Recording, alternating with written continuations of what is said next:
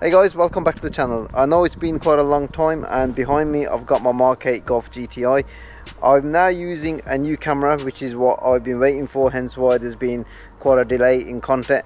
But I've got my camera and I've got my GTI with me, and in this video what I'm going to do is give you a quick walk around of the car again, some of the things that I've done to the car and some of the things that I'm going to be doing to the car in the future. So perhaps some of you guys that have got a Mark 7.5 GTI Performance, an 8 GTI or a Club Sport, whatever it might be, you might be able to give me some guidance along the way as well as to your kind of experience with some of the upgrades that I'm planning on doing. So yeah, I'm hoping that you guys can hit all the comments in the comment section below. But before we do that, let's quickly give you a walk around on my GTI. So my Mk8 GTI, as you've seen in the previous vids, finished off in the King's Red, which I believe is probably one of the best colours that this car comes with. That's my opinion anyway. It's pretty much business as usual affair around the car. It is just a standard Mk8 GTI. You've got a nice GTI badge down here, and you've got the fog lights because this is the standard GTI, not the Club Sport. The things that I've done to the car is recently I've had these 18-inch Bowler FLE wheels put on, and they look quite striking. This is they are quite dirty, but as you can see there, but once it's clean it's usually quite a nice gunmetal grey colour, which complements the car quite well. The rest of the car is pretty much standard. The only other thing that I did put on is nice wing on here, which makes the rear profile of the car a little bit more pleasing to look at, I'd say. And even when you move around the back here, it just has a little bit more to it compared to how it was before, because previously that's the original spoiler up there, as you can see, and it just made the back window just look a little bit too out, whereas now when you look at it from here it just flows quite nicely. So yeah, I think the car looks quite nice as it is, with those wheels and the wing at the back there. So moving to the interior of the car, standard GTI, although it's quite messy in here. We've got the standard tartan seats because it's GTI. I quite like that, it's a personal preference.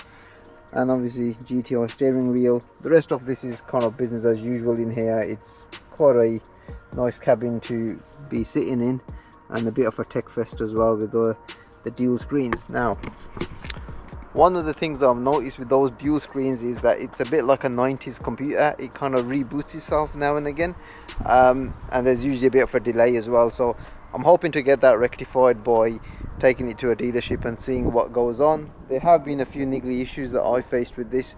Sometimes it just starts bleeping at you with like some various functions not working, like the emergency SOS. Then it kind of leaves you alone for about a month, and then it comes back to remind you that I'm still not working. So I don't really know what's going on, but some forums have said that you need to change the steering wheel, and that's all covered under warranty. So once I get around to doing that, I will, and I'll cover that going forwards. Other than that, I've quite enjoyed the GTI. I think it's quite a classy kind of car. Fast enough for most people, if I'm honest. 245 horsepower, about 370 newton meters of torque. For everyday use, I think it's pretty good. What we'll do now is I'm going to take a seat in the car and talk to you guys about some of the upgrades that I'm planning on doing to it. So just thought I'd jump in the car because it might get a bit windy out there and you might not be able to hear me properly, so I just kind of thought let's just continue from in here.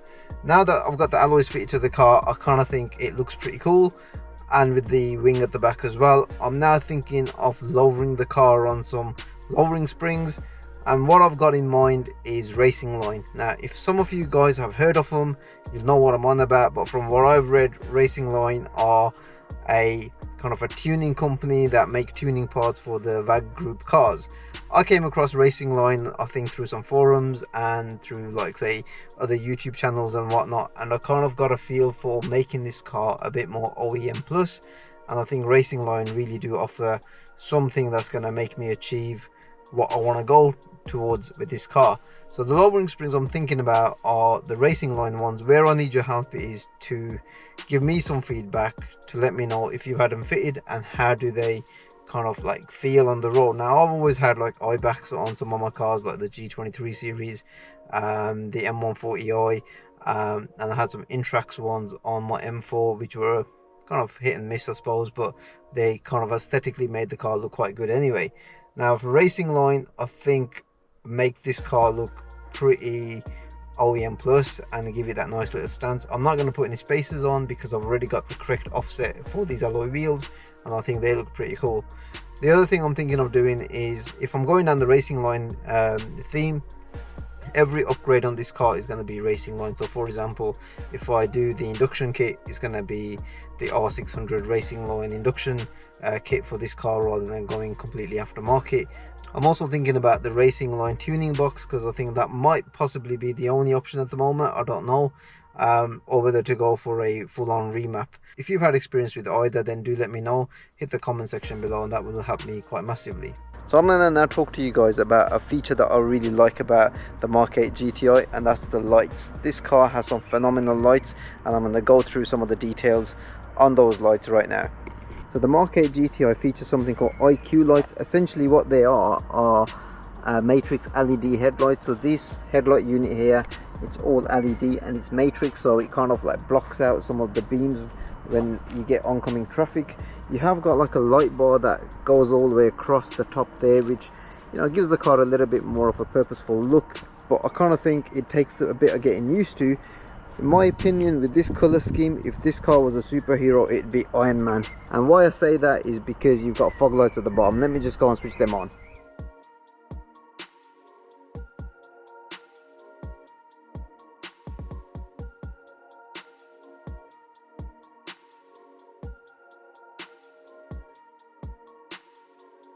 The tail lights are just as exciting as the headlamps. Again, you got some fancy IQ lighting here, and again, when you look at the detail in some of this, it looks like it's kind of 3D stuff. Interesting fact, these are only available in Europe, so our friends from across the pond in the US, you don't get these lights unfortunately, but you can retrofit them, I believe. And again, I kind of think that when this car is lit up at night and you're driving, it has got a striking appeal even from the rear end with those lights.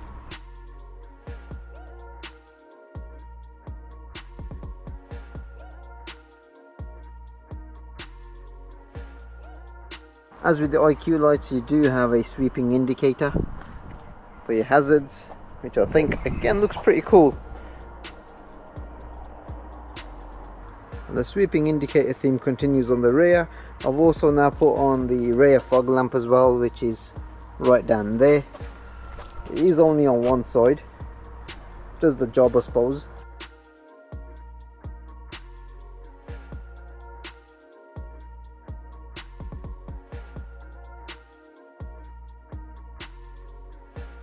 So while we're on the subject of lighting, you've got so many different types of lighting that's available. So all of the dials down here you can change into different colors, and that's the color palette at the moment. You've got some pre-selected ones, different types of moods. Not really sure if that's infinity or whatnot, or a bit of vomit, I don't know. But yeah, you've got all of these which are pre-selected, but then you can individualize them as well. I don't know why I went with this kind of color scheme, maybe, I don't know, Hulk or something, but you know, you can like literally just slide them all the way across, and just choose what you want. I mean, you've got red here, so you can see whatever you want really there. You can slide it right to the other way you want as well.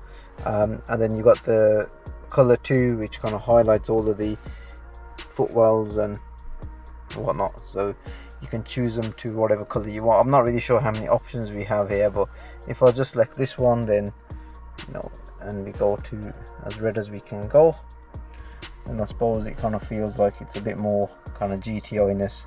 If you come out, then you've got like a red screen as well there. I mean, the options on this in terms of like say color combinations, there's quite a lot there to go through as well.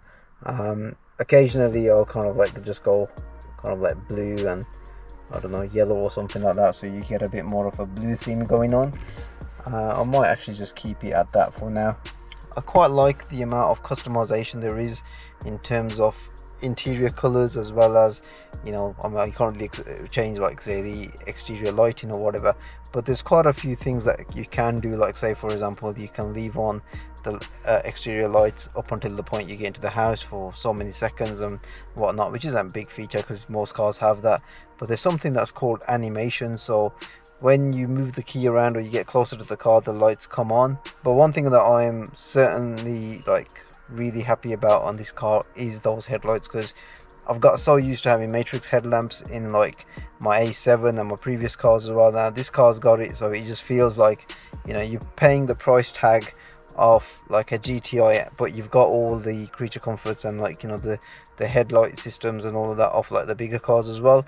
It's quite nice that they've actually implemented and put that across into, like, say, the GTI range, because it just feels like, you know, you're getting a bit more of a complete car. Like I said before, I mean, this car has got plenty power for pretty much, you know, most people out there on a daily need, so it's a complete package from that point.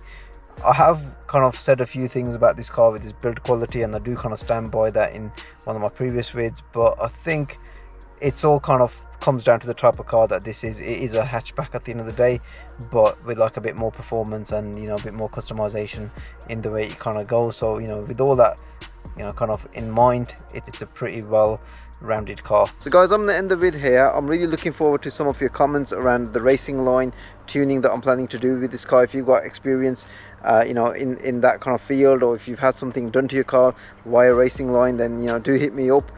Leave a comment in the comment section below. Let me know how you've got on with that. Is that something I should be doing, or should I stick to what I've already done to my previous cars and go down that route? I do feel like I want to do something different, but again, I'm not gonna just jump into it, so I do hope that you guys can really help me out on that. If you have enjoyed today's content, then definitely give it a like, subscribe to the channel for more content, and hopefully guys, you'll see more on the GTI, and who knows, the next time you might see the car, it might already be lowered. Take care, bye.